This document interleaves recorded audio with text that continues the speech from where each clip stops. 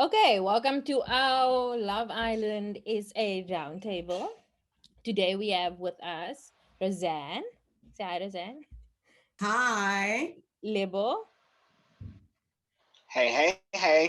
Carl, and Theo. So these guys have all been tweeting and stuff about Love Island.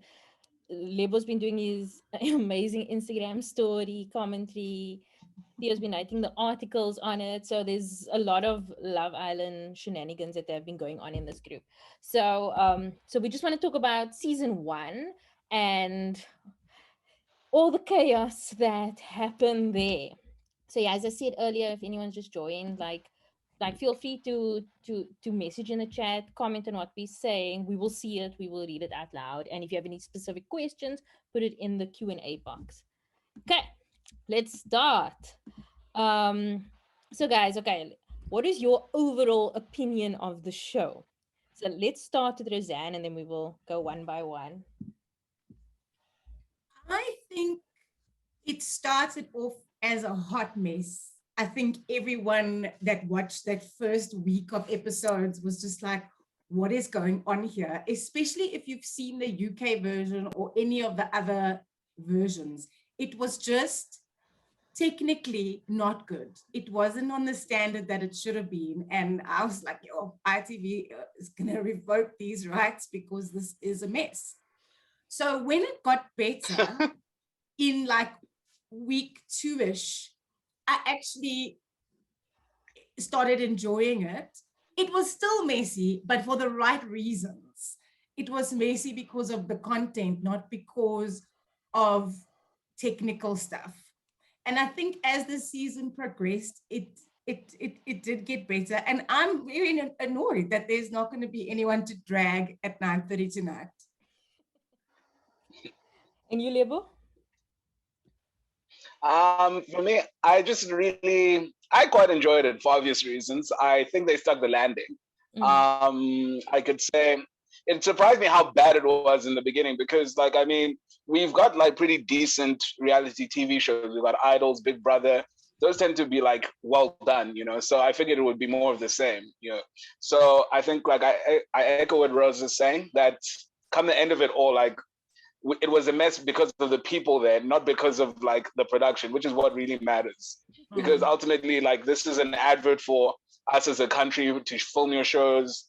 So I think for me, like I suppose we'll cover this a bit later, but I think like as a whole, I love that they stuck the landing. I had a great time throughout. Yeah. I also wasn't sober throughout, so there's that.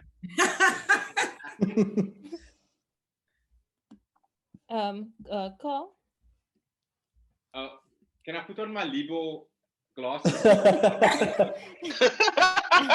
And notice it's on the nose. Yes. So I think we can't not talk about the mess that was the first week. Casting issues, besides the production, which you both touched on, the casting issue was huge. And I think we all enjoyed the show eventually. And I think that came with them casting better, you know. Once the demographic changed, the whole show changed. But the biggest takeout has to be the failure of the production team. I still feel there are so many scenes that we missed out, even in the latter weeks, you know, there were scenes missing. So that was the biggest takeout. But all in all, I think it ended really well. And I think they actually, they got better every week. The storytelling became better. And at the end of the day, I think I can give them a 6 out of 10. And I'm definitely keen for another South African season. Yeah, agreed. Yeah. Yeah, pretty much have to echo what everyone said. Like we were there from the bad editing, from the production sounds not making any sense, and we suffered because we still didn't have any good music. I think like not once was there ever good music that we heard that made sense to a scene. So we fought the long fight, but it ended up being for the better. I think, as one of my flatmates like to say, bullying works, and in this case, it did work. We bullied a good show out of a very bad start. So yeah, like I really am excited about like where a second season can go. Please, they need to give them a music budget, but and I still have my issues, but overall, compared to where we started, where we ended was a miracle. So I'm happy with how things ended. Wait, I have to run. My battery's dying. Sorry. The people in the chat, you can also say what you enjoyed most about the season. So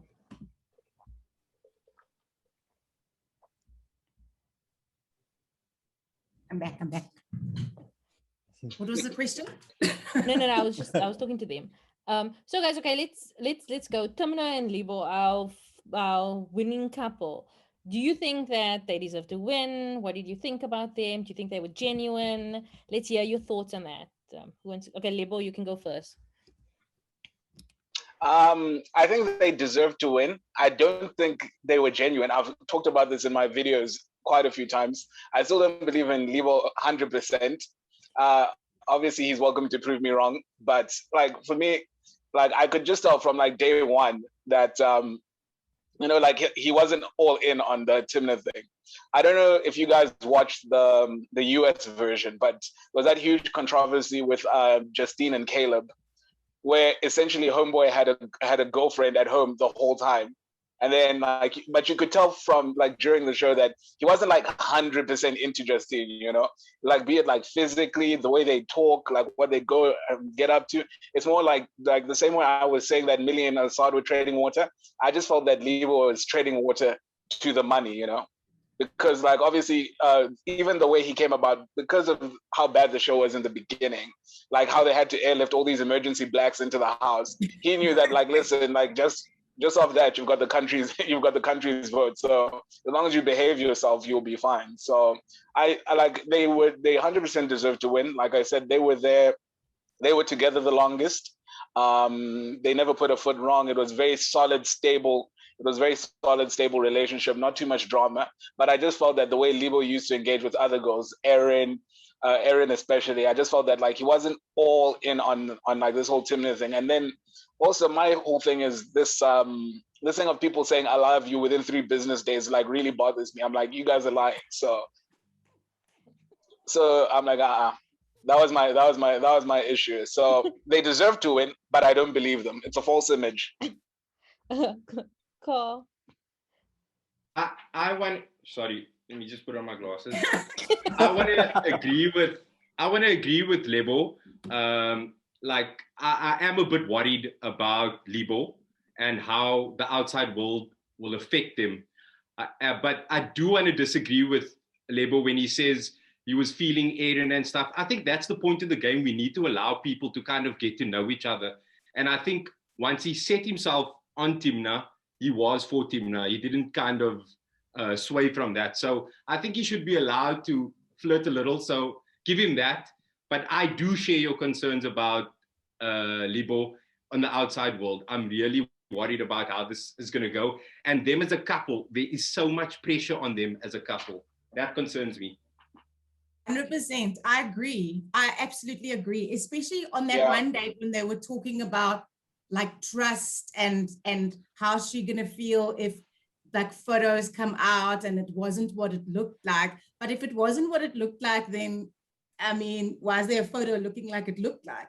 So I think that's going to be tough for Libo. I feel a very strong Amber and Greg vibe here. That like we are Team Thimna from we love Thimna.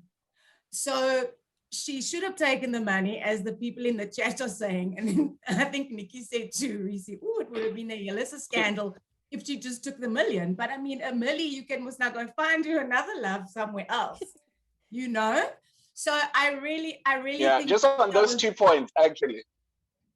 Yeah, Thimna was our Amber. And 100%. She had our hearts, and now whoever she ended up with was gonna have our hearts as well. But I also don't 100% trust Lebo. I don't know. Sorry, bro, if you're watching. My thing is, one thing I just need to point out, the one thing that really triggered me was how he copy pasted his recoupling speech with Thimna to talk about Tanya. When he was like, I just love the way she carries herself, the way she talks. She's so polite, she's so giving, like she's very classy. He literally said the same thing verbatim to Tanya. That's why I was like, I don't know, man. And then also, like, biggest red flag, he's trying to convince this girl to move to Port Elizabeth. Why? Like, guys, there's no roads in that province. The relationship isn't on stable footing. Theo? So what's really fascinating was that actually I just published a story like not even like a few minutes ago, but anyway. So I asked Lebo about this very same thing because they both said, oh, we were so scared that they said we're so scared that that there was almost no Limna. So then I asked them, I was like, so like obviously like the situation with Erin and everything. And then he said, Erin was a factor, especially because I had my reservations about Timna's feelings for me as she took the time to show me the parts about her that I like. My brain chose Erin, but my gut chose Thimna, and I'm so glad that I went with my gut. So even like in that bit, like, I mean, as much as we like love the man, like there were definitely some red flags. The fact that Thimna at one point said, oh, like, because we were talking about someone else coming in and they said, oh, no, we should treat this as a test. And then Thimna went, but why is there so many tests with you? And I was like, I really felt that. And so that is definitely a concern. The optimist and the romantic in me wants to root for them with all my heart, but also the fact that men are men, so we'll have to wait and see. Yeah. I hope that maybe with the cameras not around, that maybe that he can grow up a little bit more and not have to perform so much, because I feel like he was constantly performing. Even if I think that I do kind of think his feelings are genuine, but I also think he always knew people were watching. So like the comments that he made sometimes made me like, you seem as if you're performing. So I'm hoping that like the outside world might be a test and like help them to build on that. Because I mean, a lot of these things is things that can be ironed out, he can improve upon. So I don't know.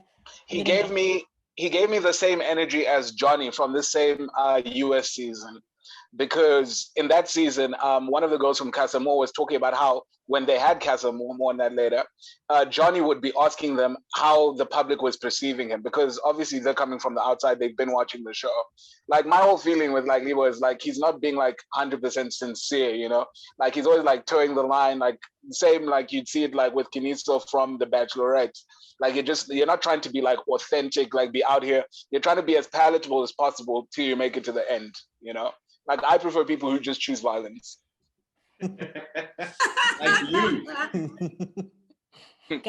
Guys, can we answer Risi's question in the group? Who is the biggest actor, Ross or Lebo? Ross, 100% Ross. Definitely Ross. Definitely Ross. Because I don't feel like we got a true reflect. Who is Ross, guys? I don't know. That's an excellent question. I just saw a guy that was talking in these cliches. Maybe that's his personality, but like I just found it very insincere. Like there was like I didn't find him in like I didn't even now with him and Tanya being together. Like when I watched the final episode, I think they kissed once, and it was like a it wasn't even a. There was just, there was just nothing there, and he couldn't act his way there. So definitely Ross, definitely Ross, the biggest actor. Can we, so you guys obviously saw Ross is a woke fish. Did you guys see on one of the Insta stories, Xavier's Insta story, when he said that Ross is single? And then people on Tamina's story asked, why is Xavier saying Ross is single? And they're like, because he is single. Him and Tanya were a friendship couple. Which is like, yeah, 100%. Like, I could have Yes, EL. Yeah, Ross and EL are same WhatsApp group.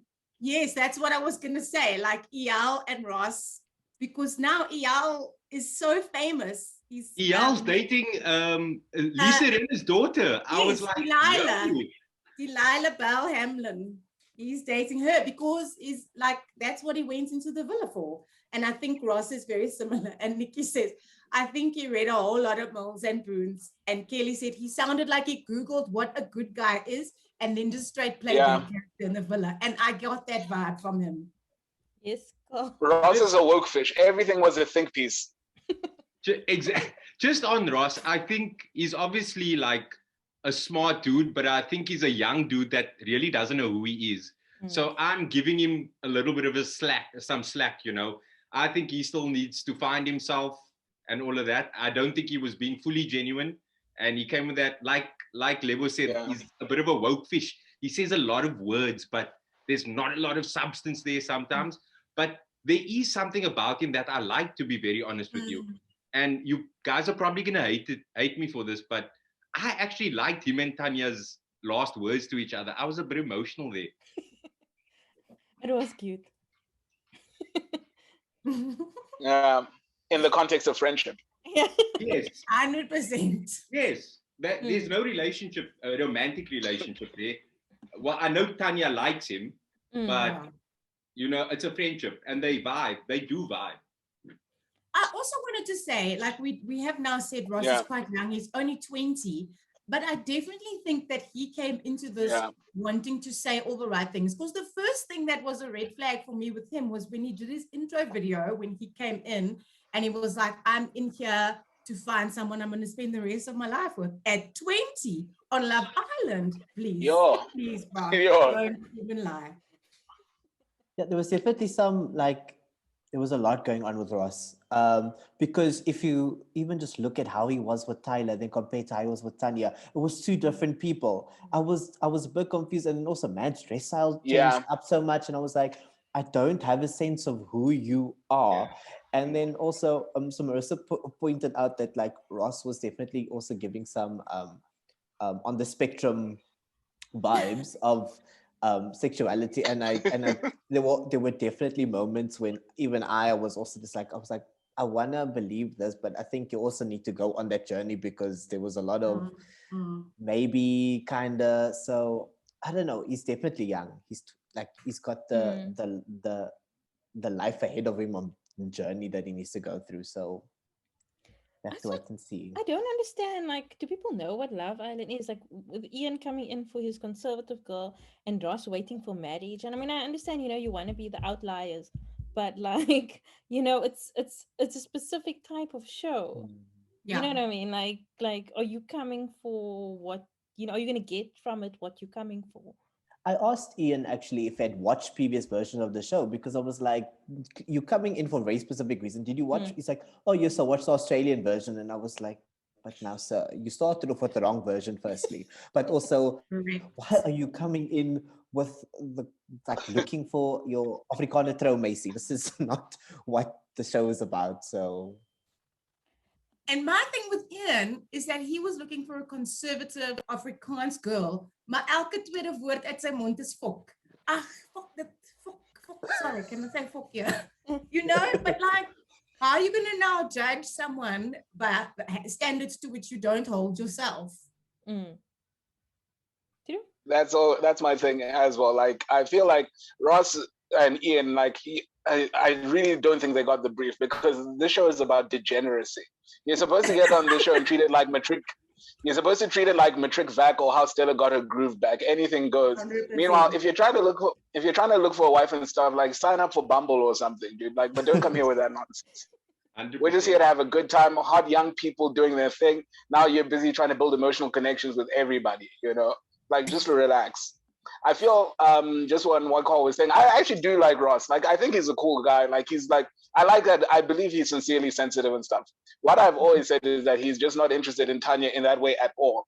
Like, Mans was all in on Tyler because they'd only been like engaging for like a day or two before they were recoupling anyway, which is another problem altogether. So he was obviously quite excited. He was all in on that. And then Darnay was obviously more attracted to, which is why he kept trying to reactivate that thing. So he's not into Tanya, and like that's not a bad thing. You're allowed to like who you like, and it was just a case of like it's very fake because it's like you're saying and doing all of these things because now you're just trying to make it to the final. Because at the end of the day, it is a game. It's about money, you know. If it was like too hard to handle or something where you're just like coming for like, oh, Temptation Island, where you're coming for like spiritual growth and stuff, I'd accept it a bit more. But like you can tell when someone's playing a game. Exactly. Okay, guys, let's talk about Assad and Millie for a second. What did you guys think about them? Speaking of playing the game, My Assad BIPOC was playing couple. the game. Assad was playing the game. Okay, Theo, Assad you can was 100% playing the game. start. Theo, we can start with you this time. So he went from Eden and then he started picking a fight with Eden for reasons that we don't know because also editing issues, their fight happened off screen. Then he hooks up with Sarah. Then with Sarah, then he sleeps with Sarah, breaks up with Sarah like a few days after, and then like there was someone else who maybe came in and then he was Tyler kind of sort of, and then he was single again, and then just close towards the end he all of a sudden develops this thing with Millie. Man was super strategic about how he played this game. I don't really think him and Millie are gonna last. If Chris and Kitty made it a week, I don't know how long they're gonna make it, but yeah, there was just so many red flags with the side. Maybe short man syndrome, but I don't know. Carl? I call Assad the cerebral assassin. He is so smart and so quiet. He quietly goes about his business. Like he was always playing a game, and it becomes clearer and clearer every week. And I think he's very smart. I must give him that. The way he never gets put in a situation where you can like nail him. Hey, you a dick, you know? Like the whole Eden thing. Something about that situation, I felt he had a little bit of contempt for Eden. I didn't like the way he kind of handled his business with her. Something rubbed me the wrong way. But you can't actually nail him, say, hey, you did this. That's why I call him the cerebral assassin. He's so quiet and so efficient. Yeah. Kelly said he's the Love Island ninja, and that he would have taken the money. Nikki said, I think he would have taken the money. I don't like Assad. For me, like also a bit of a Captain Red Flag. Like some of the stuff that he was saying to the girls that he was either coupled up with at the time, or like how easy it was for him just to like dust Sarah after getting what he wanted and getting his deep dish pizza and whatever from Sarah, and then Soma just moving on. But then in one of the like episodes a couple of weeks ago, he was like, yeah, so important to be kind, so important to go through life with kindness. I'm like, what about Aaron and Sarah? Like, you didn't treat them very kindly. And I know it's a game, and I know he obviously, I think, was probably the best player. But now this 2 weeks of just realizing his dark-skinned queen Millie is the one for him. I'm not convinced, guys. I'm not convinced. His dark-skinned queen. Lebo, what's your side and Millie views? It's a light-skinned white woman of color. I'm gonna be. That moment took me out. I think I'm gonna be a bit rogue here. I'm gonna go a bit. It's gonna get a bit controversial because for me, thinking about Assad, right? Hear me out. Hear me out. So, I think he played the game perfectly. My thing is, the way I interpret Assad is Assad likes what he likes, and he doesn't negotiate with terrorists. With Aaron, the vibe was there. Right? The vibe was there. They were going good. You know, it was solid. But then Aaron started coming with stories. Like, she was giving us the same Ross energy. Like, oh, Aaron was ready to get married like today sort of thing, you know? She was busy giving him ultimatums. Like, listen, if you don't show me enough attention, I'm gonna crack on and stuff. Then Assad's like, okay, fine, go. You know? Like, he's like, you can't be telling me what to do or how to do things, you know? It just put him off completely because I think physically he was attracted to Aaron. Sarah was like, okay for him. And then on this deep dish thing, I think one thing you need to understand is I think we mustn't ever, and especially with a show like this, if you guys have been watching it for a while, like seasons 3 and 4 especially, you saw like they've got like a much more open-minded approach to these things. So I don't think we should ever put like too much pressure on someone to say that, oh, listen, because we did this, like I'm required to be with you. Because you remember Megan slept with EL, and then EL's like, hey, what's happening? And then she's like, hey man, listen, like obviously that was fun. I'm attracted to you and stuff, but like I'm not feeling that vibe. I think it's a similar situation with Sarah, where it's like, listen, I'm attracted to you. Also, like, Asad is this, a guy. Is he going to look like a gift horse in the mouth? You say you want to hook up, I'll hook up, But, like, it doesn't mean, like, oh, because we hooked up, like, I'm required to, like, be with you. And especially if I'm not feeling it. At least he did the right thing and, like, broke it off early to her face and listen, like, regardless of, like, us hooking up and stuff, listen, you're a great person. I don't want this to, like, you to feel that there's an obligation here. So he broke it off. Cool.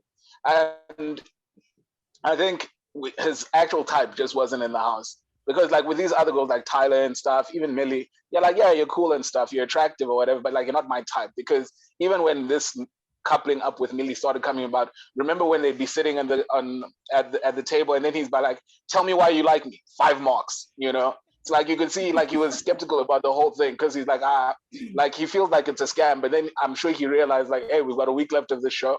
I'm sure if we can hustle this thing, because they're a friendship couple as much as Tanya and Ross, except they just happen to hook up. It's all very modern, Mila Kunis, Justin Timberlake, they laid the platform for us. So I think like I like the way he played the game. He was very balanced. He was like you say, like Carl says, like he always like stayed on the right side of things. He never ever crossed the line to the point where the public turned against him, So it's like it's difficult to pin him down. He's doing something wrong, but you can't prove it in court, which is all that matters. He's smart. Very. I just wanted to say, like, I do think that Tyler was his type. But he wasn't her type, and I also don't, and I don't think he likes girls that don't like him. So that immediately put him like, yeah, that's good, because he was like he was very into it, and I think that he was biding his time with Eden and Sarah until Tyler kind of showed him interest. And I mean, and then when he was coupled up with her, then he was like, okay, but she didn't feel it, and then he was off that. And then I think you were right, and then I agree with you in that he was just like, do you think Asad can ride the rides at Gold Reef?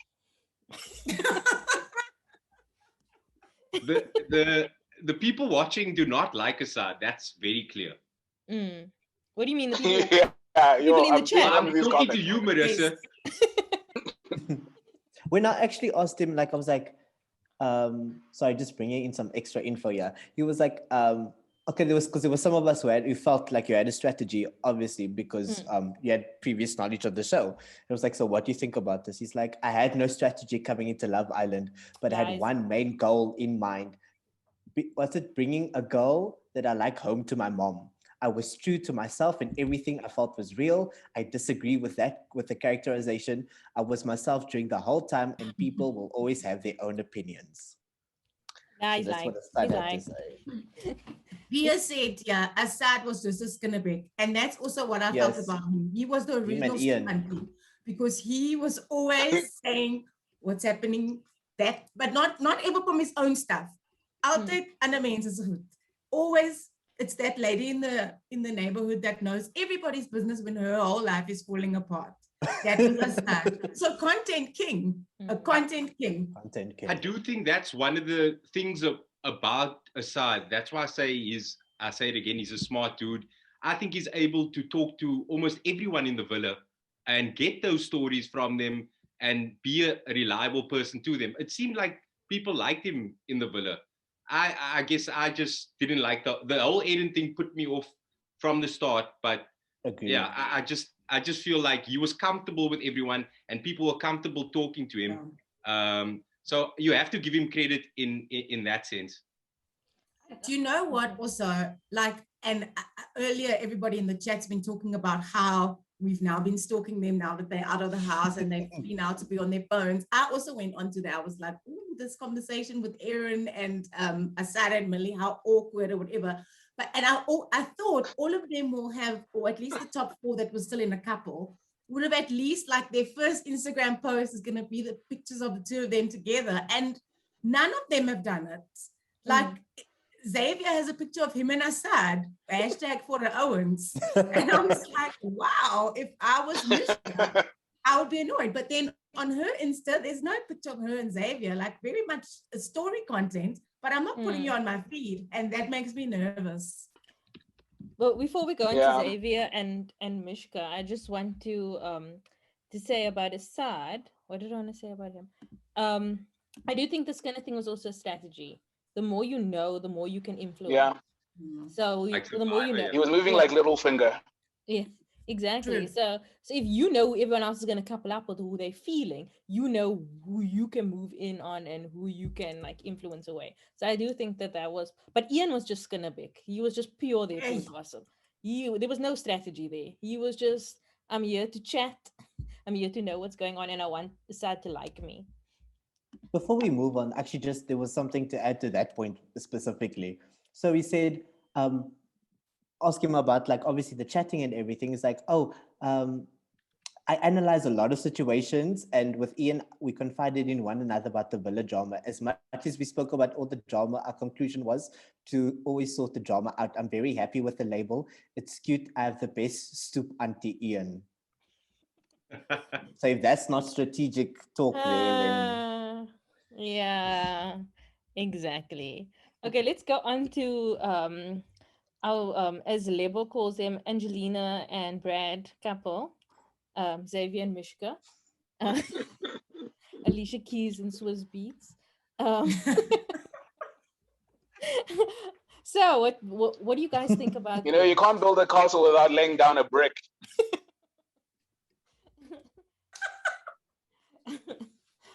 Okay, who's gonna go first? Who wants to go first? I feel like I've started with all of you already. Roz, you want to go? Yes, I'll go. So they are actually my favorite couple. And I don't want to like Xavier because he is a fuckboy. But I like him with Mischka. I really like him with Mischka. And there was a whole side of him that came out when she came into the house, into the villa, that we hadn't seen before. Even with Millie, his interactions with Mischka felt so much more authentic and so much more genuine. I think he is way more into her than she is into him. She likes him. I'm not saying she doesn't like him. Oh, but 100%. I think he likes, Mans is a gone man, gone boy.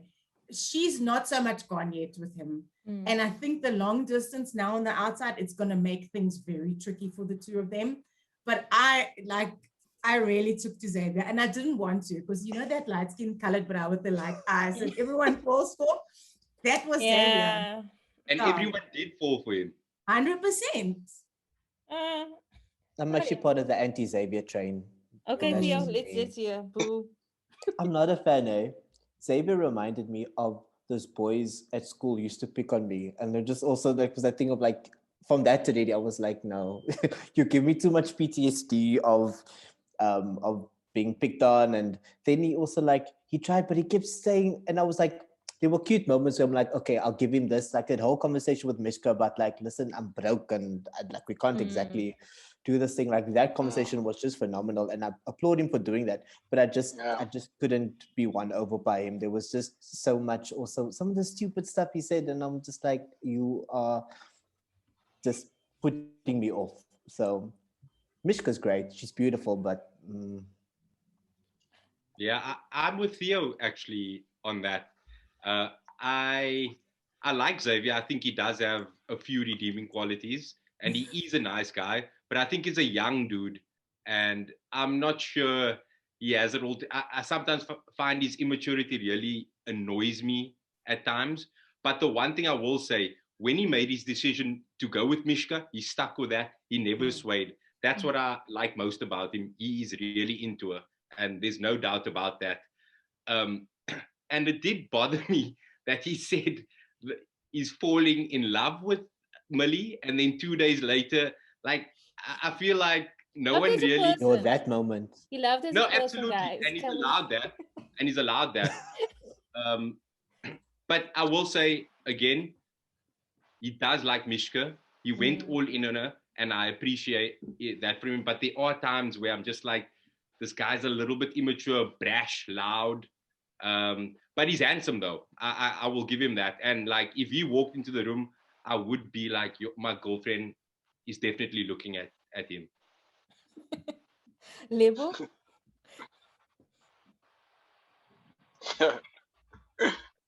Yeah, so for me, actually, they were actually my favorite couple, to be honest.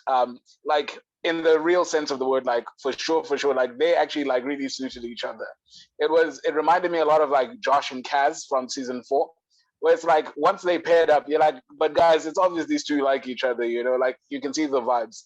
I agree with what everyone else is saying that yeah, he's 100% more into her than she is into him. She does like him, but she doesn't like him like that, you know, because especially in like the last week or so, she kept looking for off ramps, you know. She's like, oh, listen, if you react to jokes in this way, I don't know what we're going to do. Listen, we live in different cities, so, you know, I don't know. Obviously, like you need to study and stuff, so I don't know. You know, like, you know, you start throwing out all those little disclaimers early so that when the breakup does happen, you'll be like, but guys, she told us, you know. And like my favorite thing was also when he was telling her, hey, go, I can't afford you.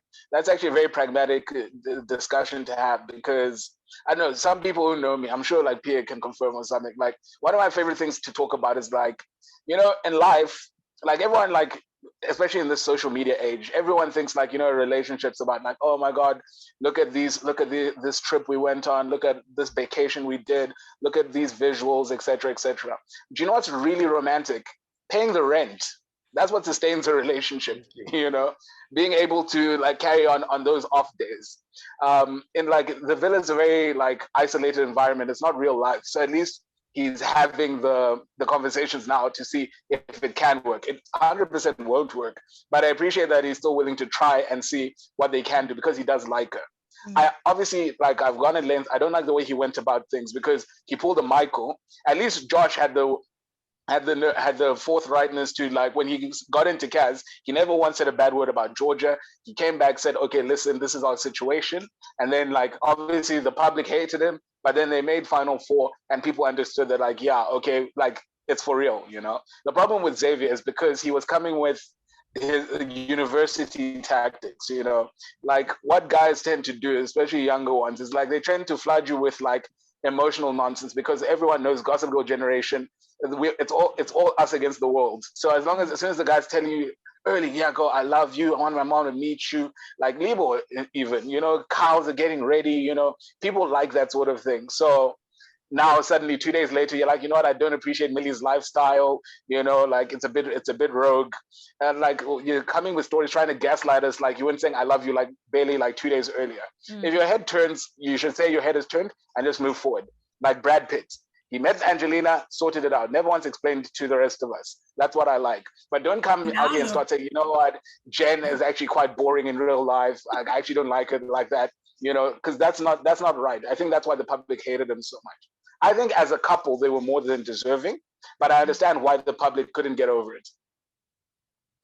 I think somebody said, I think it might have been Pia who said, like, she didn't buy him being into Millie that much.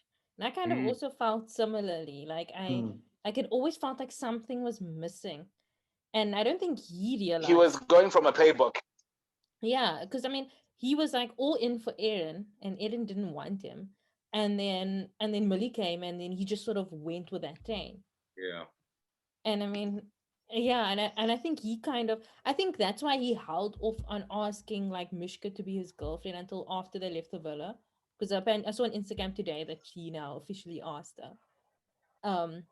But I, you know, like I think that you know, I think maybe he is learning from the things that he has done now. But also, as Carl has pointed out a few times, I have a soft spot for Xavier, so I can't be completely unbiased when it comes to him. Yeah, no, I love him. He just seems like such a lovely little boy. And you know what it is with him, like, and you guys have mentioned it, like he does come across as a little bit immature and he says stupid stuff, but then he can also like sit down with his girl and say, listen, I don't have the money necessarily to give you the lifestyle to which you are accustomed. And that's the dichotomy of Xavier, is that he's this boykie for Owens, and then also he's got the kind of pragmatism to say, listen, I actually can't afford this trip. That reminds me of what you said now, Roz.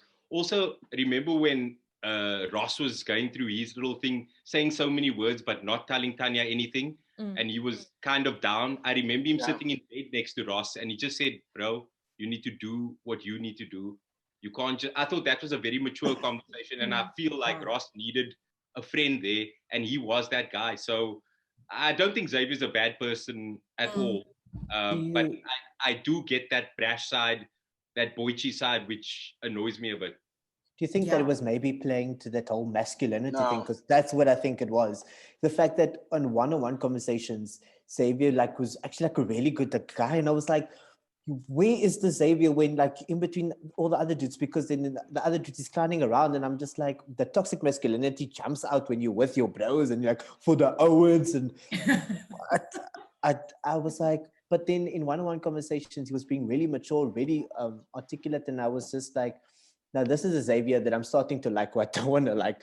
But then it's a thing of you go back to your boykies and for the Owens, and I'm like, no, please get this off my screen. So I do also like when he said, when it was him, Ross, and I don't know if was Lebo with him or somebody else was with him, and Ross was quiet, and he said, Ross, I noticed that you were quiet, and everyone was talking behind his back. And he's like, when you have an issue, you need to speak about it. You can't be withdrawing yourself and not dealing with it. And I also thought that was so good. Like that, no, everyone was avoiding Ross. And and talking behind his back. But Xavier said it to his face, and he's like, straight. Somebody said something in the chat that I actually just want to repeat. Oh, Nikki asked, but didn't he say that it's not that he can't afford her? It was just that she shouldn't see him not being able to fly up to her as him not reciprocating the feelings.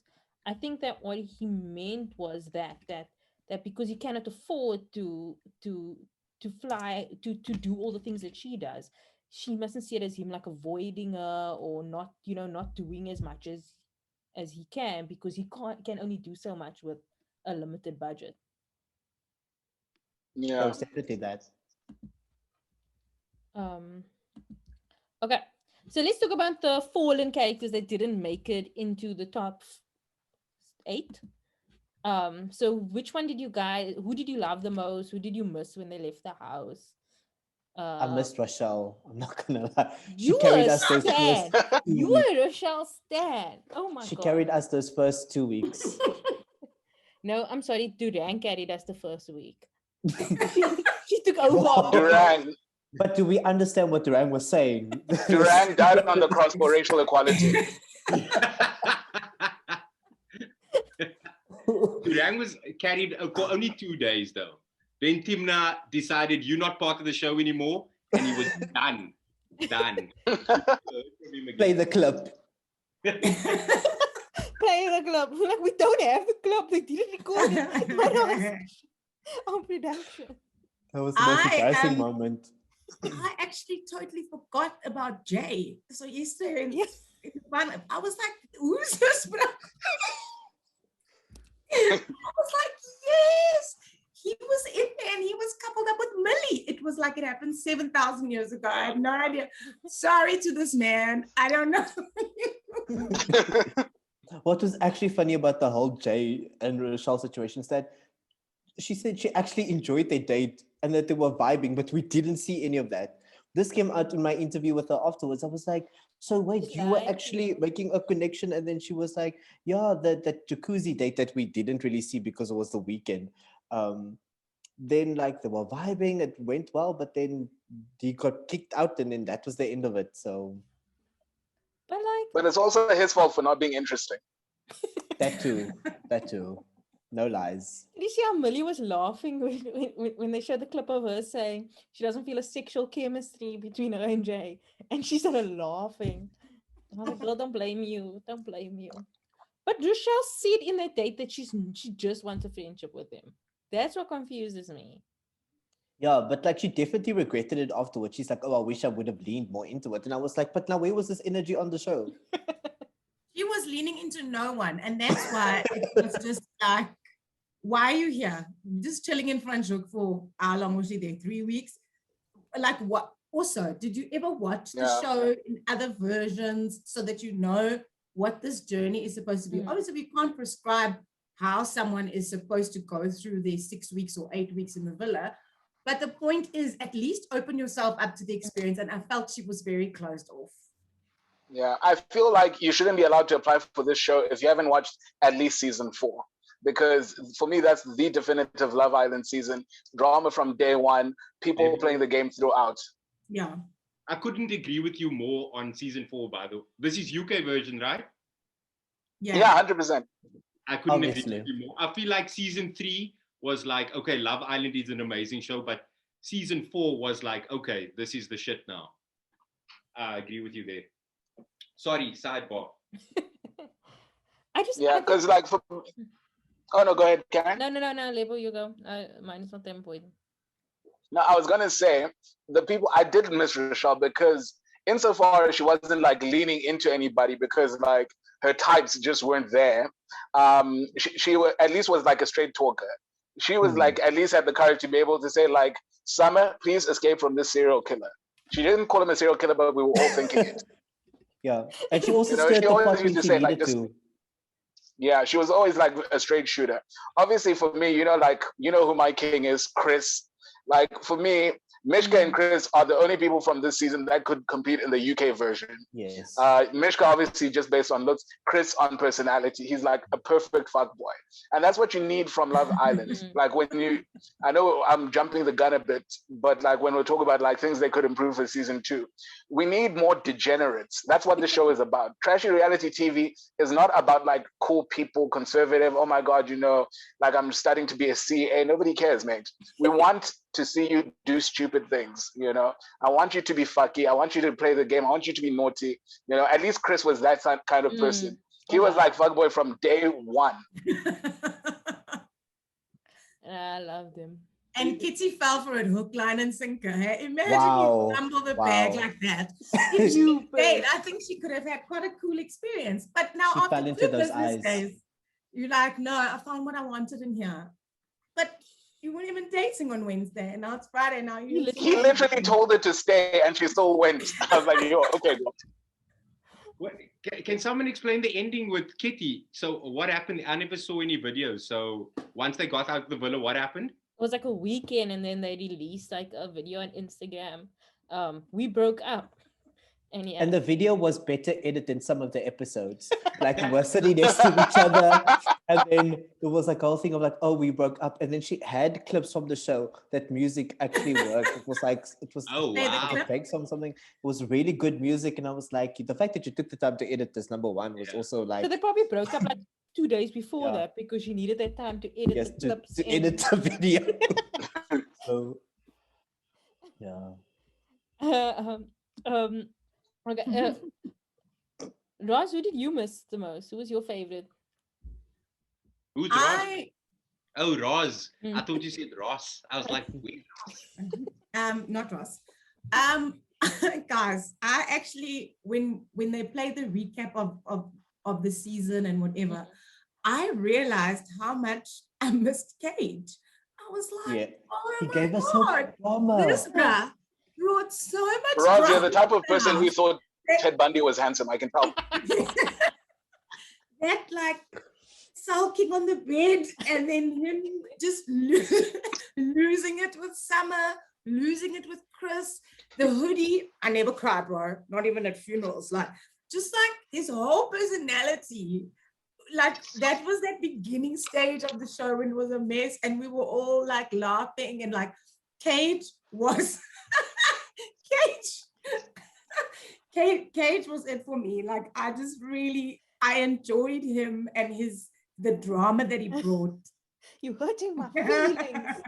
And It I'm was- not that your was- friend anymore. Those two, you're hurting my feelings, so I'm not your friend, was the iconic line.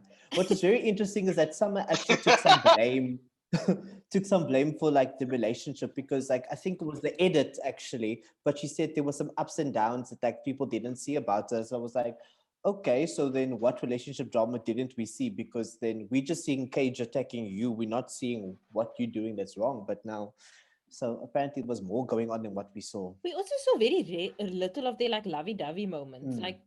Like we mostly just saw them fighting. So it just also looked like, what are you doing, girl? Because they were just fighting all the time. So maybe like I was like, why are you so into this guy? Why would you have Chris and then go back to him? So Carl, I don't think you gave us your favorite fallen hero. I honestly don't think I agreed with Lebo with Chris, and I don't think I could give Oh a man, better answer than what he gave. He, like you said, he's the perfect fuckboy, and yeah, I just thought he brought it when he came. He was very entertaining, chatting to multiple women, and that's what we want from the show. So I like that from him, and I don't think I could add anything from Lebo. I did miss Erin because I think she's nice to look at. oh, double cheeked Wow. up, yo. Lord have Erin is mercy. beautiful. She was beautiful. Yeah, so I missed her. Karen's accent, on the other hand. Accents, Roz. Yes. Accents. All the accents Yeah. in her were tired at the end of that. But did you see how she on the live, like she looked like afgehaal at like how at Millie and Assad being together. She was like, oh, a whole girlfriend. That was quick. Like Yes. I was like, oh girl, at least hide how How upset. disappointed you are. But Yeah. Remember the way Erin kept trying to be sister wives with all of her usurpers? mm, she was Girl, Assad would talk to. Now Erin wants to be best friends. I'm like, yo, she was moving mad. she was like besties with Seda. Carl, you wanted to say something? Oh no, I actually just I always felt like opinion was split on Aiden, so I was interested to know what other people thought about her, because you'd go on Twitter and you'd find like multiple opinions on her, but I just wanted to know other people's, because I can see why some people might call her boring, but I sort of liked her as a person, and obviously she was good to look at, so I'd love to know what others thought. Okay, I don't know why I'm answering first. I'm supposed to like not be a panelist, but I liked it obviously, but I wondered if it was like a representation type of thing. But I do think that she didn't play the game well.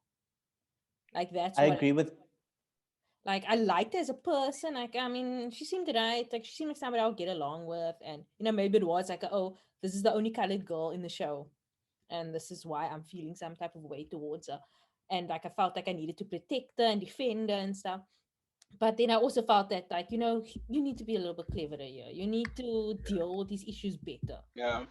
I agree with what Pia said in that she was cute in the beginning, but also she fumbled the bag with Xavier because man came in giving her all the attention. Man who said, "I'm here, like we could do this," and they were cute. And then And then she's like, "Oh banter. no, I'm gonna focus on Assad," and like Yeah. just like, and she got super serious about Assad so quickly that Assad was like, "No, he got the ick." That was when he got the ick. So Yeah.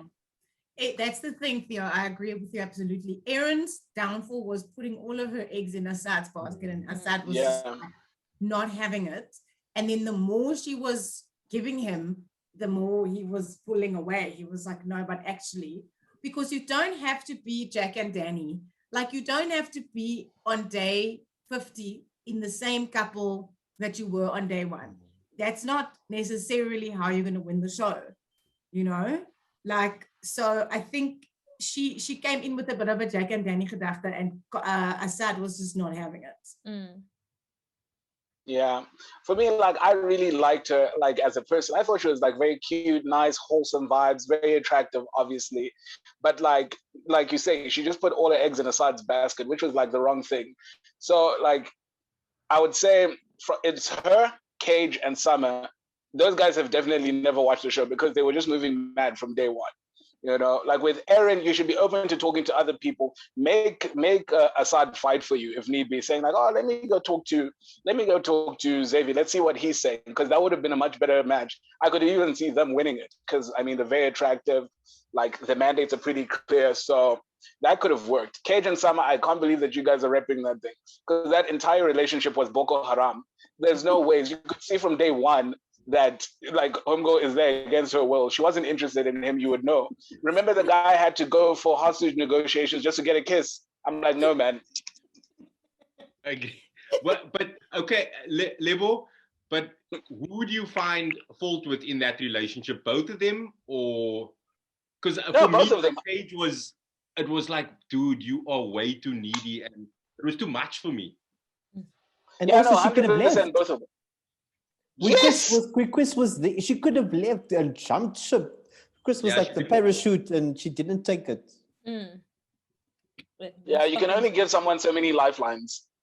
I mean, like Kaige, obviously, Kaige was Joe Goldberg from You. Like that guy's like 100% stalking the girl, even though she's like less than 30 centimeters away. Like he's busy demanding everything. You're like, but you can see she's not into you. Like there's like 4 or 5 other girls in the house. Go talk to them, see what happens. Wait for someone to be airlifted in. But instead he's forcing, like, come on, you're not giving me enough. You're not giving me enough. Yeah. But brother, you can see it's not happening. She's blue ticking you in real life. What must happen? You know? Meanwhile, house, Summer, like I don't know if she was thinking about like, you know, I'm like, Summer, I don't know if like, what's this? You're just feeling like that pressure of like, oh my goodness, this person likes me. Therefore, I should at least try. If you're not feeling it, you're not feeling it. It's okay. Move on, you know, regardless of the fact that he chose you and stuff. It's okay. You say, listen, I'm not feeling it. Move on to someone else. There's Chris. There was even like Jay and Ian, if you just wanted a lifeline until like someone gets flown in, which is fine. But I just think they were both, there was a breakdown in communication because they were both being dishonest with each other. I think also with Summer, remember like just before she was voted out, Summer made a U-turn and then she was like, oh no, I'm really feeling Josh. Out of the blue, like when that is like, time. Okay, just to hang on to now being in the game, let me now go chat up this guy that I have not had one conversation with.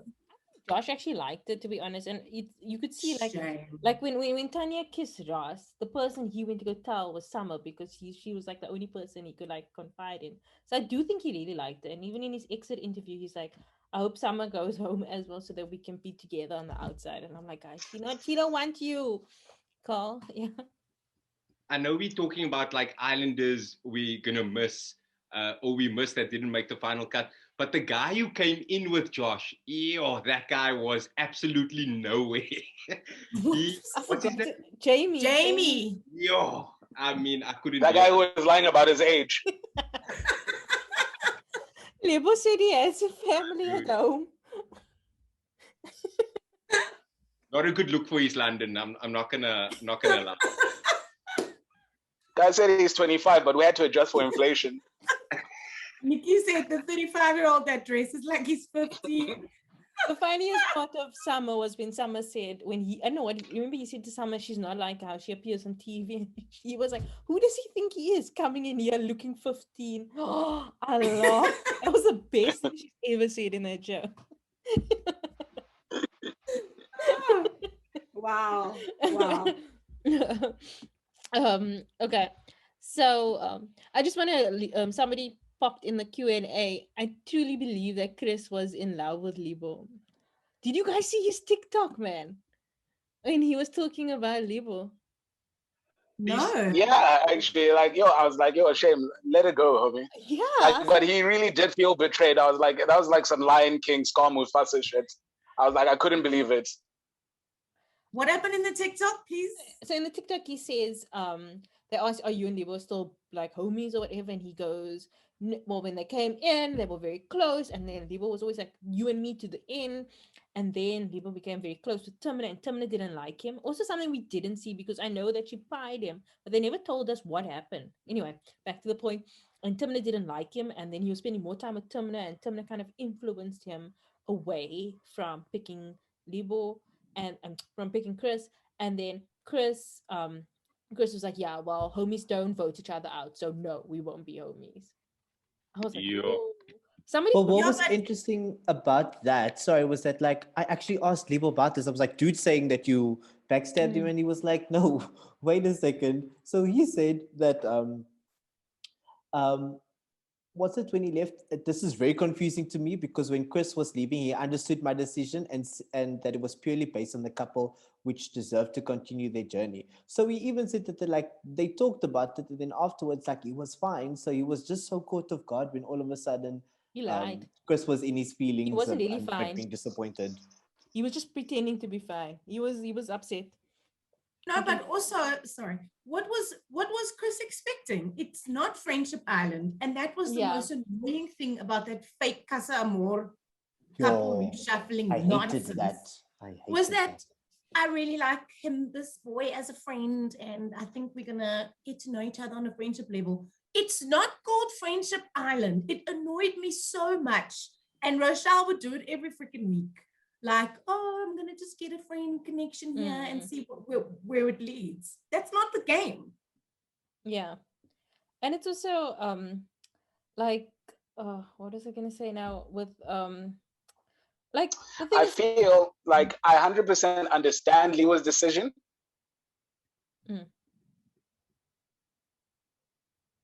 yeah, no, carry on, Lebo. Sorry, is everyone still there? Yeah. Yes. Yeah. Sorry, I was just saying I 100% understand Lebo's decision because he was right. Honestly, Mischka and Xavier and Mischka were the stronger couple. That can't be denied. The issue is Lebo broke series worth of precedent with that. We can go back to season 5 specifically. Curtis and Tommy would never vote out each other. There was even a recoupling where Danny's blooming relationship with Arabella is cancelled because they wanted to save their friend as opposed to not saving a building relationship. So I understand Lebo's decision 100%. Obviously, he can't vote against his girlfriend either because it's just going to make everything awkward anyway. He was right to save Xavier in that situation, but it breaks quite a few years worth of series precedent with that. So I understand why Chris is bitter, but he's also being a bit dramatic. So yeah, I get it. I think the context of the bromance though was kind of because that was the thing I really appreciated about the show. That was actually very much also lacking was how other UK versions, but I don't know if it's a thing of just UK culture, where the dudes would actually have proper friendship and this bromance thing that would even play it up, and that was also fun to watch and yes, as a kind of as a gay man, some of that is a bit queer baity, but you don't mind because you're hey, this is fun. It's also just nice seeing dudes being friends with each other and and just having a good camaraderie. And Chris and Lebo gave us that, but then there was nothing really else. So on the one hand, that kind of did feel it was just nice to see dudes connecting and be emotional, but it does kind of suck that Chris was super deep in his feelings about it. That I don't understand, but yeah, I do think the culture is a bit different. Maybe that's why we don't get that loyalty so much. Yeah, and it's sad because the thing is that Ian should have been the one that went home. Neither of Xavier. So I blame the show. I don't blame Lebo. I don't blame Chris. I don't blame anybody. That's who I blame. The damn voters who didn't put Ian in that bottom. But also I don't know how Ian lasted so long. Bloemfontein. Lebo said to him that they turned the cell towers off when he went out. That's how they voted him. They turned the cell towers I off. told you guys, he unified Rochelle's voting bloc. It's the only way because this guy wasn't in a couple from day one, and guy was just a surviving recoupling after recoupling. I'm like, guys, there's no ways, guys. I like Seven Delan as much as the next person, but come on, dude. So who did you guys think played the game the best? Assad.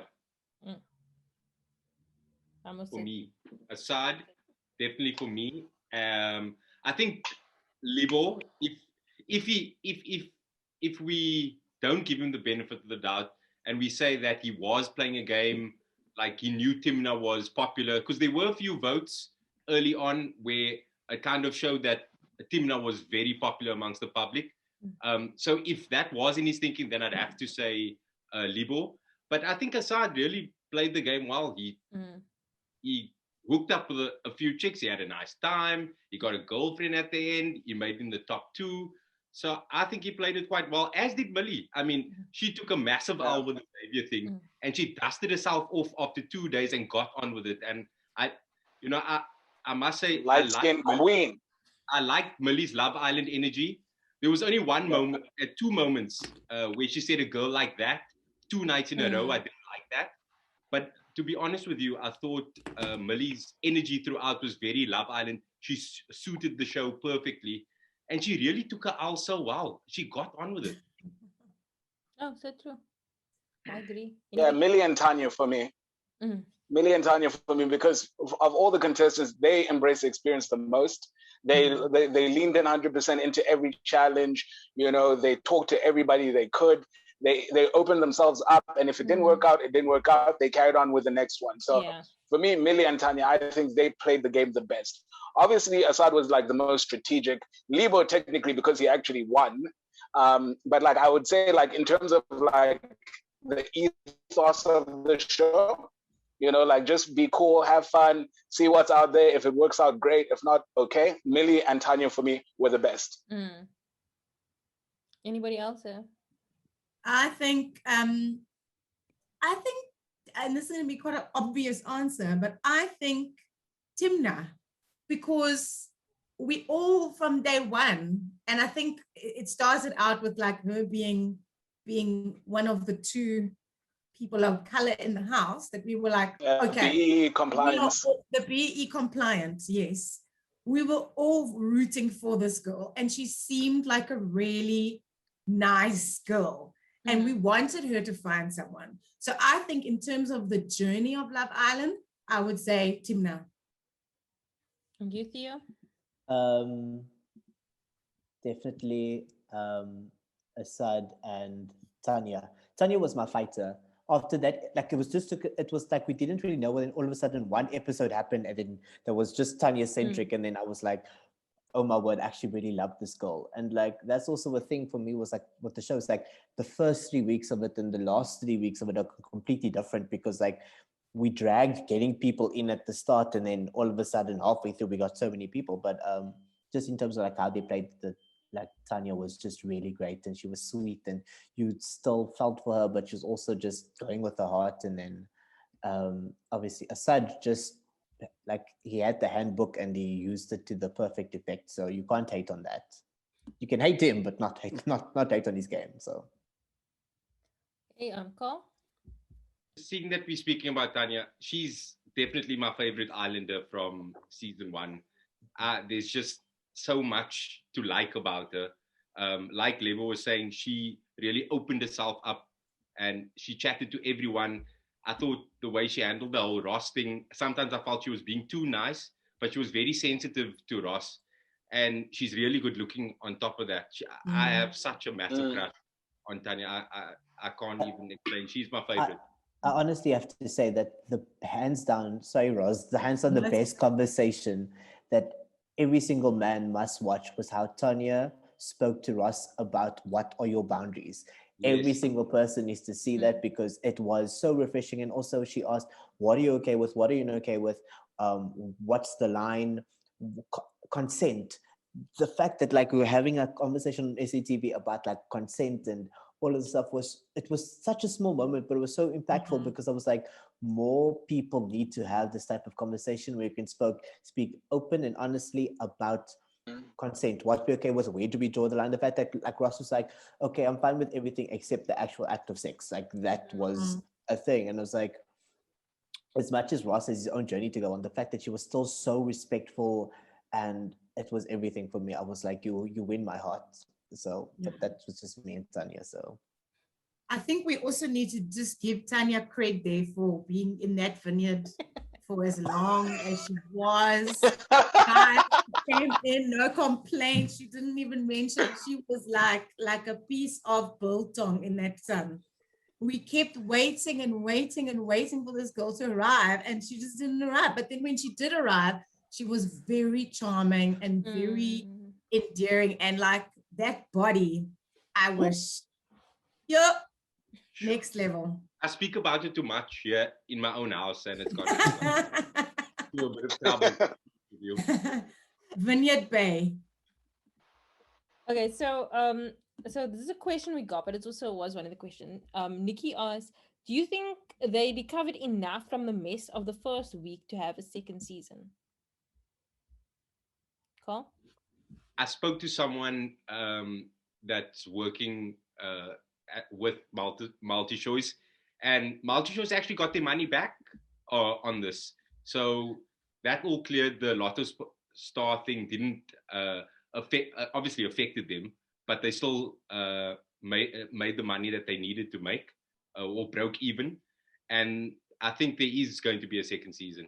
He was pretty confident when I spoke to him. Mm. So what do you guys think? Second season? I'll go last. I think that after the first one and after they've got over the hiccups at the beginning, and also once the contestants became more themselves and became more like people, you know, and not acting for the cameras, okay, except for Ross. I think that there will be a second season, because now the precedent has been set. The first couple of weeks were not good, but once it got good, it was actually quite enjoyable viewing. Lebo? That's how I feel as well. For me, I think there will be a second season, and I really appreciate how they handled the mess that was this season. Like, I talked about it in private with a few people, and I said for ideological reasons. Because remember, in the first day or two, remember, like, Twitter was like an absolute mess. You remember BBC was talking about it. Everyone's like, no, cancel the show. What? I appreciate how they didn't fold, because, like I always say, I feel it's quite instructive. I don't know if anybody here has ever watched The Newsroom, that show, HBO, Jeff Daniels and stuff. So basically, season 2 of The Newsroom, they dealt with the network facing like a crisis, and the TLDR. So as opposed to like just like folding, you know, shut up shop, declare bankruptcy, cancel everything and stop, they went back and understood, okay, so what mistakes were made, who is accountable, how can we be better? At least with this one, as opposed to like, you know, we wouldn't be here right now if Mnet had just folded and said, you know what, just pull the plug, cancel it, it's not worth it, you know? Yeah. At least they gave them a chance to rectify their mistakes. Maybe they expanded the capacity of the production team. They obviously adjusted the diversity of the cast, which was more an issue with whoever the casting agents were. And they showed that, listen, if you give us enough time to rectify things, we can actually improve as people, which is something I feel like our society is lacking at this stage. I feel like we need to give people an opportunity to grow, learn from their mistakes, or should I say bad choices, whatever they may be. But if you don't give people an opportunity to grow, we won't have anything going forward ever, you know? So I think it was quite instructive, and I was actually really appreciative of how they stuck the landing, because it shows that, listen, you can improve, and I think season 2 will be even better than this one. Okay, you. So like, I have so many notes, but like it all comes down to, please go watch the UK version, because you clearly didn't watch it, number one. Like, that was obvious from jump. And also, like, the editing was bad. We suffered through so much kind of like issues, like they need to get a music budget because you can't be doing the show without a music budget. There was just like, and also the fact that one of my biggest gripes, and I wrote like a whole piece about this, was like, because of the bad timing of when they did that recoupling, that ended up breaking couples that could have actually maybe gone on, and you didn't give like Tats enough time, or like some of the other people enough time to actually really kind of get into the villa. So for me, it was just production, like, was so heavy-handed and messed up kind of possible situations, because they didn't know when to time things. Like the fact that we ended up voting for people to leave on the Thursday, we got the results on Monday, but then everything had changed the whole weekend when when the show wasn't on. So by the time Monday's episode came, we were like, oh my shit, this is such a good episode. Oh, I'm starting to like this couple. And then by the end of it, I was like, you decimated everything that I enjoyed kind of about this episode. So they just need to watch the UK version and learn from their mistakes, because some of it was a bit embarrassing. But I'm willing to give them my time for season 2. I'm willing to give them my eyes. So yeah. Carl? I just have a question to to everyone actually, including the attendees. I feel like everyone here, attendees included, we've all watched other seasons of Love Island, and I feel there's not much that would like steer us away from not watching the full season. I felt like the first week was really shit, but I always knew I was going to watch every episode of the season. I don't know how you guys feel. Yeah. I feel like I can so easily get invested with people that, you know, the editing is not as much of an issue. I still remember season 3, I think it was, like the first 20 episodes or something. I was like, okay, when we're gonna get there? This is painful. And then I sped through the last bit because I binge watched everything, but it was like just speeding through it because it picked up in terms of drama. So I do agree with you there, Carl. Is that Maggie Mike season? Yes. Yeah, iconic with Theo. Yeah. I think I wouldn't watch the show, or I wouldn't enjoy the show, the South African version, as much without the Twitter interaction. Like, I wouldn't watch an episode without being on my phone. But with the UK version, I can watch 5 episodes, or I can watch the whole season and not tweet about it once because I'm watching it illegally or whatever, if that were the case. I definitely think that FOMO kept me there, because I didn't want to not miss an episode and then the next day I must look at tweets and I don't know what the context is. So I think they really need to play on that, and how involved South Africans get on social media with shows that are reflective of us in a way. I mean, they didn't try very hard at the beginning, but so I think they really need to explore that a lot more, and not only put the nice tweets in the tweet challenge next time. Also, I want to just latch on to quickly to something Theo said, and you said it at the beginning as well. The music in the UK one, when I'm not tweeting, I'm Shazamming songs. I'm going onto the Apple Music playlist, even the Spotify playlist, because last season they moved over to Spotify from Apple Music. And the music makes the whole thing. It feels like a holiday. It feels like summer vibes. Like, even when someone's having a sad confessional, like, the music is so much part of the show. And I don't think that, for whatever reason, I don't think the producers tried hard enough with the music, and they could have got the South African artists, or like, I think it was Nikki that said they could have got someone like an unknown producer here to make beats and make whatever, and then just have that be the Love Island South Africa identity. Yeah, no, exactly. Like, there's so many South African artists that I know that have unlicensed music because they just want people to use it so that they can get more like exposure and that kind of thing, or just to see. And like, you know, they could do that, but I mean, Mnet also has money, so they can also pay South African artists to make music. Like, it's not that. I mean, obviously we understand like getting like a Billie Eilish song is expensive. Like, we don't want them. They have money that can be going on dates to be spent on Billie Eilish. They could be used, but there are so many artists. I mean, they have like what have been 50 seasons of Idols, and they can they can organize something with the Idols. You know, we're all in the same on the same channel. You know, there's so much they can be doing that they're not doing. And yeah. So what I just wanted to ask everyone's thoughts on the narrator, the dude who could comment. What were your thoughts, guys? I think he improved. I'm just gonna say he improved, and his scripts also improved. The host, though. Sorry, Roz. Sorry. Are you saying sorry because she was talking, or sorry because she's also? I interrupted Roz. I think the narrator went from bad to mediocre. Is she your friend? No. I know her through the industry and stuff, but I would like to say everyone is not a presenter. That is, and I'm not saying this because I'm not, and they wouldn't even see me. You know, they were like, oh, sorry. Okay, now I'm putting my whole life on blast here. They were like, no, I'm too newsy. Just tell me I'm old. It's fine. Or just tell me I'm too black or whatever. But anyway, but I don't necessarily think that the magic of that role. And it's easy. You know, she was the narrator. The narrator went from bad to mediocre. Mm.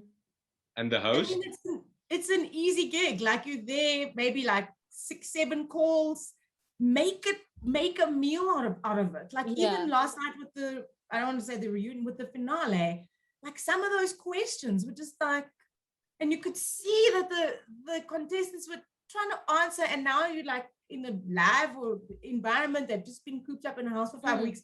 It wasn't a good fit for me. And Darcy op record now, so if it comes back to her, I don't like, it was not a good fit for me. And I'm not saying because I didn't even get to audition. I feel like I need when it comes to the narrator, dude, I need him to not be scared to say someone is hot. You need to tell me if a guy is hot. No one's going to question, oh, are you straight or what? Mm. Because that's the thing I love about Ian when he does the UK one, is that dude sold Muggy Mike. Carl raised this point before. He sold us on how hot Muggy Mike was. And even at the point when you think this dude is just a basic white man, but you even go, oh, I thought Mike was so good looking. I was like, yo, okay. And so, like, no, Muggy Mike was good looking. Yeah. R.I.P. Cutie. I need him to not be scared to like sell that, because you made the woman sound really hot, and that I do appreciate, because also I could see, I'm not blind. They were like Tanya, wow, and Thimna, please my heart. But like, I need you to do the same, to keep the same energy for the dudes. Like, you need to sell me how hot these dudes are, and stuff. So yeah. He really, I feel like he really even said anything about the girl. I think he was very safe. He said a lot of the Twitter things. Like, sometimes you'd be a bit shady, but it was nothing that, you know what I mean? Like, it's nothing that will make you feel too, like, ugh. But yeah, no, I do think they could. The thing is that he was fine. I think he was good. Like, okay, not maybe, but fine. And he definitely got better. But I didn't feel from him and Andy, I didn't feel South African. You know what I mean? Other than saying stupid aunties all the time. Like, it didn't feel uniquely South African. Yeah. And I think about Leandy, I found a little bit like awkward. I feel like she could have been a bit warmer. But like, hi guys, some new faces. Hi, I'm Leandy. Like, like it just didn't give me that kind of like a warmth that. She was trying to be too strict. No, even after like Caroline left and the one that took over from her, Ian's Laura. Yeah, even she gave me more warmth. Yeah. Than I was seeing from Leandy, and Leanne, like, so that's why I'm like, I just feel like it needed to be more South African. But I feel like, but I feel like with Idols, when Idols first started, they tried to do a very similar to the UK, US type presenter thing. And then they started becoming more South African when they had like Proverb on and stuff like that. And maybe it's like an adaptation that needs to happen. But I hope they do make it. Yeah, Cole? The new UK host, sorry, I don't know why I'm saying this. The new UK host is actually dating Ian. The narrator. They're married. They just had a baby. Here we go. Oh, that's my heart. Oh, hectic. Yeah, Lebo. That's so now with me on this narrator and presenter thing, right? For me, the narrator, he went from bad to mediocre. Like, he was really bad in the beginning, and he kind of improved, but he still wasn't like really hitting it, I think they would have been better off if they just got the guy from Come Down With Me to be the narrator or something. It would have been easier. And then I think the issue with these two things is, with the narrator and the presenter, this Leandy, whatever her name is, because she's just like the most lemon and herb white lady you've ever seen. I'm surprised she's not in Big Little Lies, because, my thing is, like, I think culturally, this is more of an Mnet problem than like a production problem.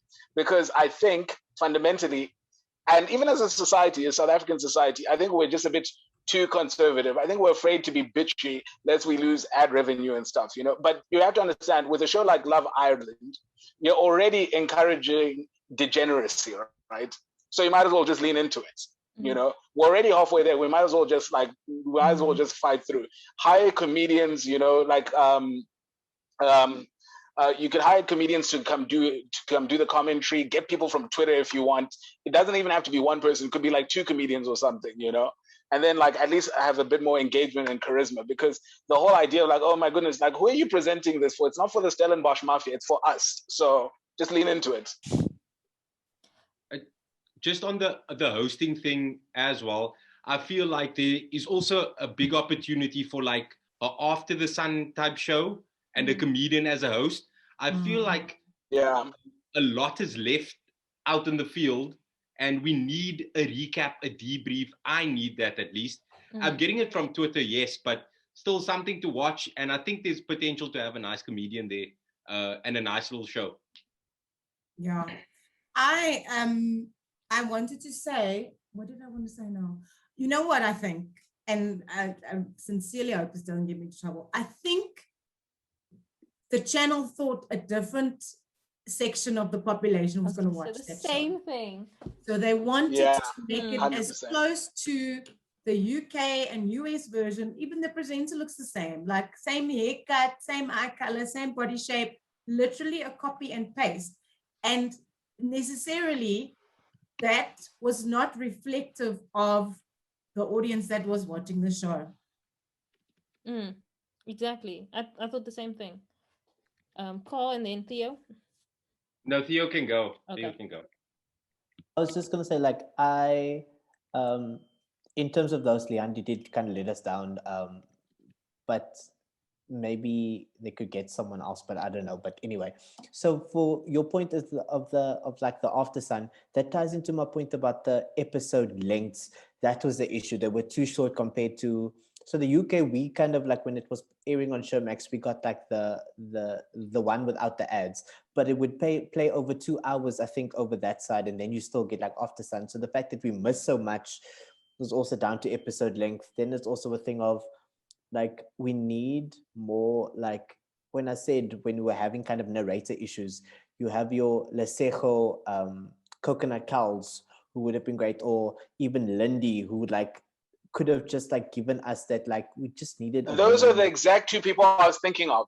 We need a black woman or colored woman to just kind of come in and just add some sauce onto this, like one of them for the after shows, or maybe if we kind of get one, but we do need an after show. I agree with Carl there. It's just like we needed some of that flavor.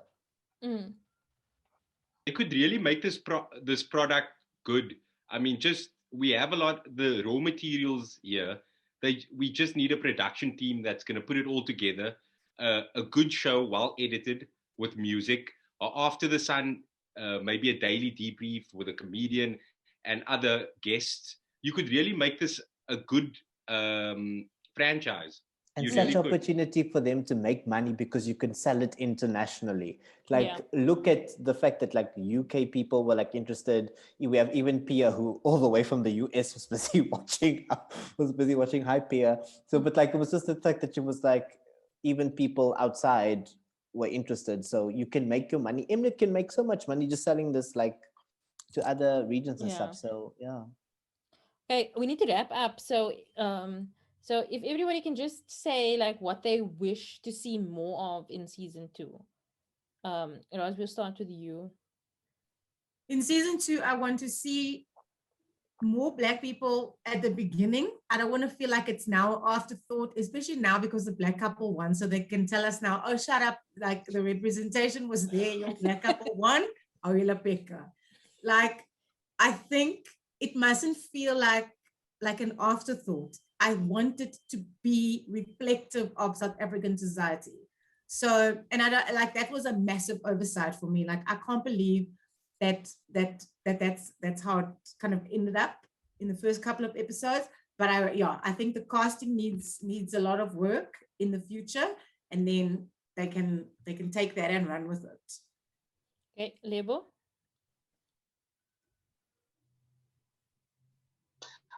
For me, I'm hoping we have the budget to get Casa more. That's a really critical aspect of the show. I'm also hoping that we get the budget to be able to have the show of the correct length, because people forget the UK version is usually about 50 plus episodes. So as opposed to having a recoupling every other day, you actually get to like see how these couples develop. They have less content cut out. You're actually able to actually see how these things happen, and it helps form more organic connections. And then, like Roz said, we just need better casting. Like I said earlier, we only want degenerates. We want naughty people. We want people, students, you know, people who go to nightclubs and stuff. You know, like if they're under 20, the people who are still attending matric rage, like when they shouldn't be. That's what we really want to see, because that's what reality TV is about. We don't want people who are trying to like parlay this into like a top billing gig. You know, like we want you to be like your real self. Encourage naughtiness. I mean, considering we keep getting alcohol bans, give them some wine from Stellenbosch, get them drunk, let them have some fun, you know. We just need it to be like more engaging, because I still feel, even though like we managed to make it through this season, like most of the people weren't that interesting, you know. We need some characters. There's no superstar here. That's I mean, Thimna and Libo will be a superstar couple, but I don't think like there's anyone that's definitely a new celebrity now. I don't feel that's there. Probably Thimna, but outside of her, hopefully Tanya, but I don't feel like a star was made. So I agree with you there, Lebo. Carl, what would you like to see in season 2? I think Casa Amor, definitely. We need that budget. But I understand that it's the first season, so they maybe want to keep things tight, and they lost Lotto Star as a sponsor. But second season, that definitely needs to happen. And then the music they need to sort out. But yeah, I think you guys, Roz and Lebo, basically covered it. For me, it's basically Casa Amor. I would love that. And just, yeah, actually, I'm done. Yeah, you? We need people who aren't scared of like the image afterwards, because that was the thing. You could tell that they were sometimes so scared to the fact that this has real job implications, and that's also the thing that needs to stop with SATV. We need to stop having people feel like me being on a reality show will impact like my future job impacts, because that also doesn't really make sense in the country. So they need to fix that. Then we definitely need to get longer episodes. I agree with that. And Casa Amor, please. I want to actually feel like people left and not just went into another room and then came back and we have to act surprised. Like, no. Oh my gosh, bad. Absolute worst. So yeah. Lebo was talking about the alcohol thing, but I feel like that's one thing about Love Island that they're consistent with, is the 2 drinks a night. In the UK, they never let things get out of control. Yeah. And I do think it's an issue. Like, you watch Are You the One? And I never appreciated when it first came out, but I watched it back recently this year on Netflix, and they just have bottles lying around that house. And that is probably one of the most chaotic and best reality shows I've ever watched. It's so good. But I think that's because alcohol is just flowing freely. But like, maybe, I don't know if it's maybe production law or something, because I think someone did say that, but like they maybe need to include it to like 2 or 4, because like it's the thing of, it's really, people are still also sometimes too guarded, and the show would be so much different if people could just like at least let loose. But you don't need to see us, you don't need to show us them gulping it down, but like if you just do the thing of like, if it happens off screen and then they come back, and then it could be like, okay, we saw you with a drink earlier, we can figure it out. And stuff. So, but yeah. Okay, thank you guys so much. This was lovely, and this was a lot of fun. Thank you for just chatting nonsense with us. Thank you, everyone. Are we going to be back for Temptation SA? Temptation Island SA? 100%. I'm signing with Temptation Island on a free transfer. I need to go watch that. I've heard it's good, and then I'm gonna dive in because everyone's talking about it. So. Okay. Theo, start with season 2. Okay. I haven't watched Temptation Island either. Me neither. Okay, that's homework. Guys. You will die. You will. So have any of you guys been watching Andy Cohen's like look back at reality TV? No, I've heard about it. I've been meaning to watch it. You guys should watch it. Watch it. It's like multiple episodes on Andy Cohen. He's like going through the history of reality TV, and they speak about Temptation Island, how one couple didn't even know the format of the show, and they got there and they were like, what the... But yeah, well, Andy Cohen's show is really good. He's a reality TV guy. Okay, it's everyone's homework. Watch Temptation Island and watch Andy Cohen. Season 2. Yeah. From season 2 specifically. I promise you guys, you know what? You must watch. You guys who haven't watched season 2, please watch it. I will gladly jump on another Zoom call so we can discuss it. You're gonna see some things. 100%. Okay, guys, thank you so much. Thank you, everyone, Thanks, for coming. everyone. This was Bye. awesome. Thank I'm you. gonna This was miss so you much fun. guys. Yeah. Thanks so much for having me, Timeline guys. Squad. Bye. Bye.